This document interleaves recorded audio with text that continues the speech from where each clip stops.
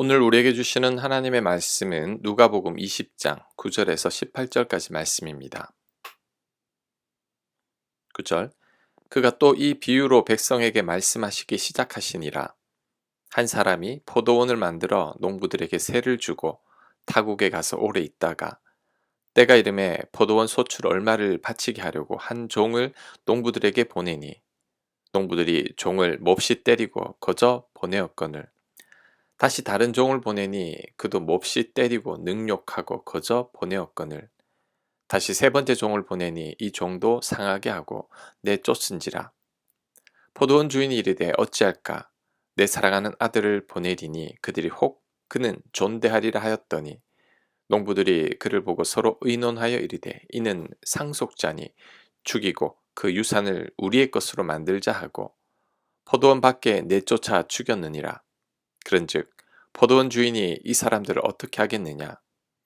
와서 그 농부들을 진멸하고 포도원을 다른 사람들에게 주리라 하시니 사람들이 듣고 이르되 그렇게 되지 말할지어다 하거늘. 아멘.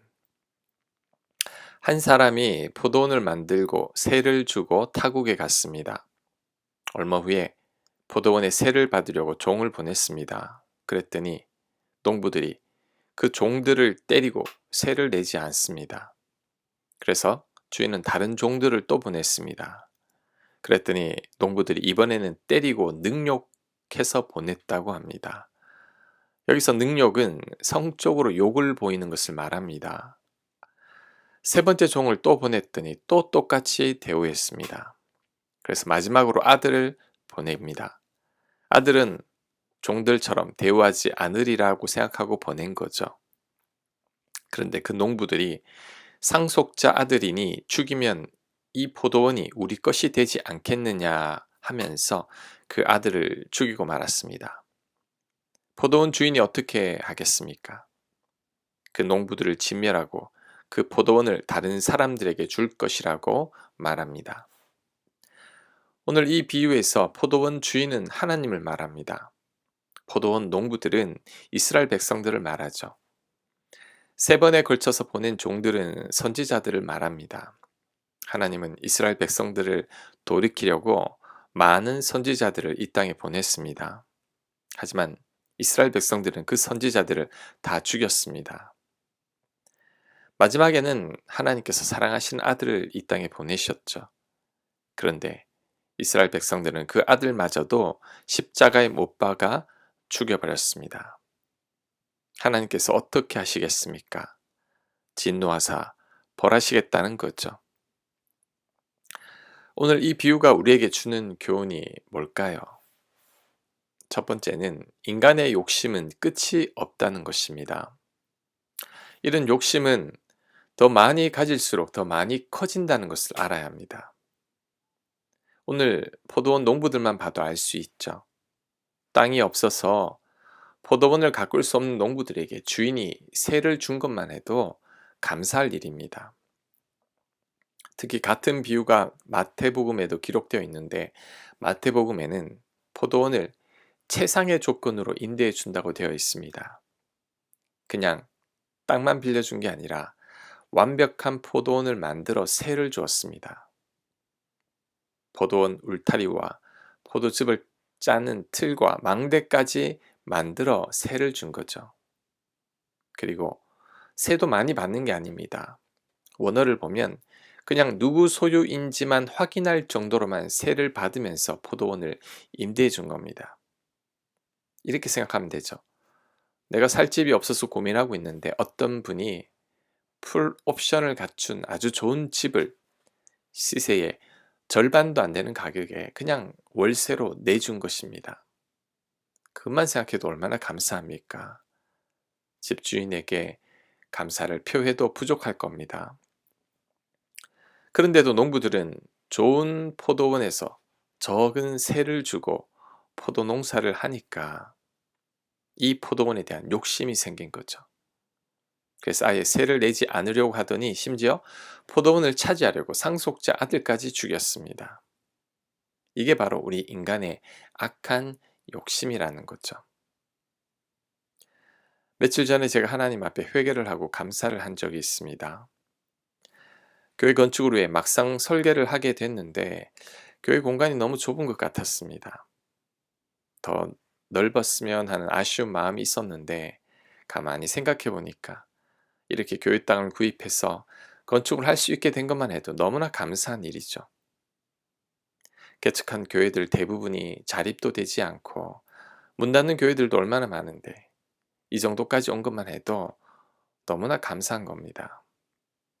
그런데 더 넓었으면 하는 마음이 저의 욕심인 거죠. 오늘 본문에 포도원 농부와 같은 마음이 저에게도 있었던 겁니다. 그것을 깨닫고 나니 하나님 앞에 죄송했고 지금 공간만으로도 참 감사하다는 생각이 들었습니다. 우리는 우리 안의 욕심을 늘 조심해야 합니다. 적게 가진 자들은 욕심을 내도 적당히 냅니다. 그런데 많이 가질수록 탐욕이 더 커지는 법이죠. 포도원 농부들이 그것을 보여주고 있습니다. 여러분의 지난날을 한번 돌이켜 보십시오. 여러분이 가장 가난할 때와 가장 부할 때 중에 언제 욕심이 더 많았는지를, 가진 게 없을 때는 그 상황 속에서도 감사하며 자족하며 잘 지냈습니다. 그런데 가진 게 많으니까 욕심이 더 생기는 겁니다. 집도 한 채 가진 사람들보다 두 채 가진 분들이 욕심이 더 많습니다. 많이 가질수록 탐욕이 생깁니다. 그러니 더 이상 욕심을 내지 말아야 합니다. 지금 가진 것을 족한 줄로 여겨야 합니다. 내가 이미 받은 은혜를 생각해야 합니다. 하나님께서 죄 많은 우리들을 구원하셨습니다. 예수님은 날 위해 죽기까지 하셨죠. 그리고 하나님께서 지금까지 우리에게 얼마나 많은 복과 은혜를 주셨습니까? 우리는 그것에 감사할 수 있어야 합니다.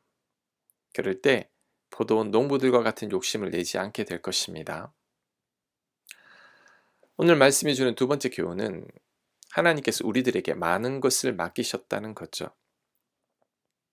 오늘 포도원 농부 비유에서 분명히 기억해야 할 것은 포도원은 농부의 것이 아니라는 것입니다.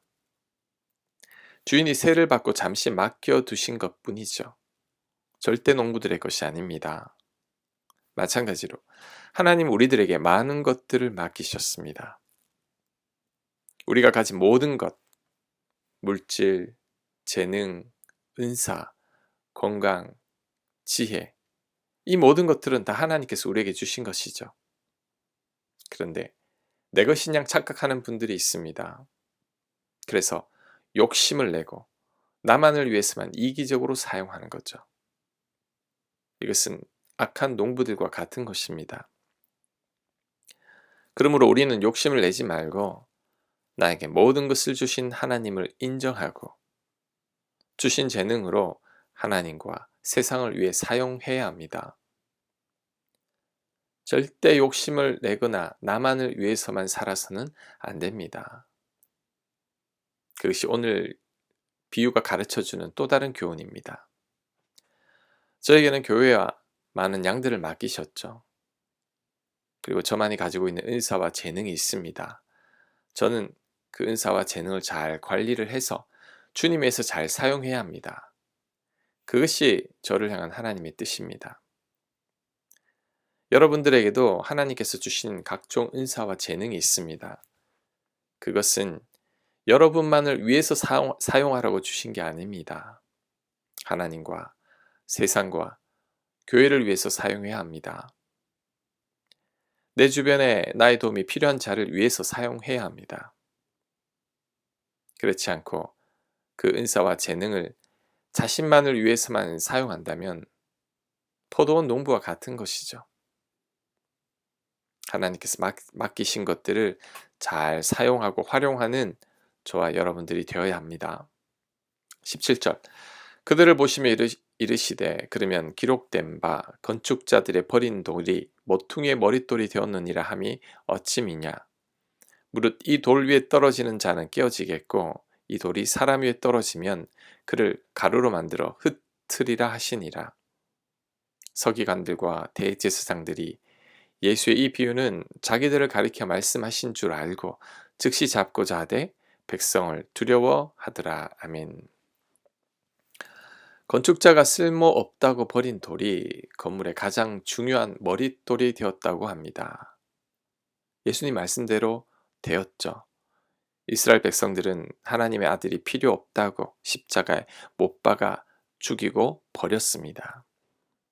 하지만 이스라엘 백성들이 버린 예수님을 하나님은 모든 인류를 구원하는 머릿돌로 사용하신 거죠. 이것을 우리들에게도 적용할 수 있습니다. 내가 건축자의 버린 돌 같다고 할지라도 하나님은 이런 나를 귀하게 쓰실 수 있습니다. 하나님은 약한 자를 들어 강한 자를 부끄럽게 하시고 미련한 자를 통해 지혜로운 자들을 부끄럽게 하시며 하나님은 부족한 자를 통해 영광 받길 원하시죠. 그러니 스스로를 절대 과소평가하지 말아야 합니다. 여러분의 연약함에 뒤로 물러나지 말아야 합니다. 나의 부족함으로 인해 아무것도 할 수 없다는 말도 하지 말아야 합니다. 내가 버려진 돌이라고 할지라도 하나님 손에 붙들리기만 하면 가장 귀한 돌이 됩니다. 하나님만 의지하고 하나님만 바라보면 되죠. 그러면 버린 돌 같은 나를 하나님은 귀한 모퉁이 돌로 사용하실 것입니다. 나는 약하지만 하나님은 강하십니다. 오히려 내가 약할 그때가 가장 강할 때이죠. 그러니 나의 약함이 아닌 하나님의 강함만을 붙드는 저와 여러분들 다 되시길 간절히 축원합니다. 아멘. 하나님, 우리는 약하고 부족하지만 하나님은 강하시니 능력 많으시니 그 하나님만을 의지하는 저희들 되게 하옵소서. 하나님께서 우리에게 주신 것들이 너무나 많음을 기억하고 감사하는 저희들 되게 하여 주시고 욕심 부리지 않도록 자족하며 살아갈 수 있도록 은혜 내려 주시옵소서. 이 모든 말씀 예수님 이름으로 기도합니다. 아멘.